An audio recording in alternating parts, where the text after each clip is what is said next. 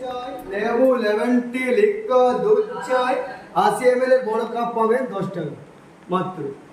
এই দাদার চাটা খুব দারুণ খেতে, লেবু চাটা স্পেশাল খেতে, দাদার হাতে বানানো। সবাই প্লিজ তারাপীঠে আসলেই দাদার কাছ থেকে এসে চা খেয়ে যাবে। চারবেলার নাম হচ্ছে Nirmal. Hey guys, welcome back to my channel. তো তোমরা দেখতেই পেলে ফার্স্টে আমরা তারাপীঠে এসে সব তোমাদের সাথে শেয়ার করলাম। দেন আমরা একটা খুব ফেমাস চা দাদার কাছ থেকে চা খেয়ে নিলাম। তারপর আমরা যা ডিনার করেছিলাম তোমাদের সাথে শেয়ার করলাম। তো সবটা শেয়ার করতে পারিনি, নতুন নতুন ব্লগার তো ক্লিপ তুলতে ভুলে গেছিলাম আর কি।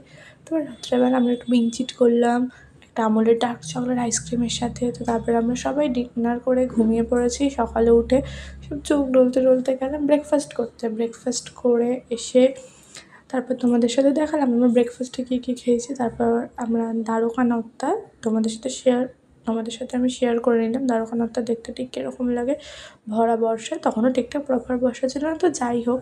তারপর আমরা একটা অটো করে চলে গেছিলাম ডিরেক্ট শান্তিনিকেতন স্টেশন। শান্তিনিকেতন থেকে আমাদের বাড়ি আসার ট্রেনটা ছিল।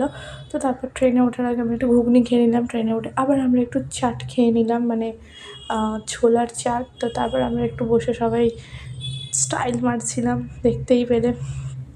তো তারপর একটা বাচ্চা আমার সাথে বসে খুব বকর বকর করছিল। তো এরপর তোমাদের একটা খুব দারুণ বাউল গান শোনাচ্ছি, তো তোমরা শোনো।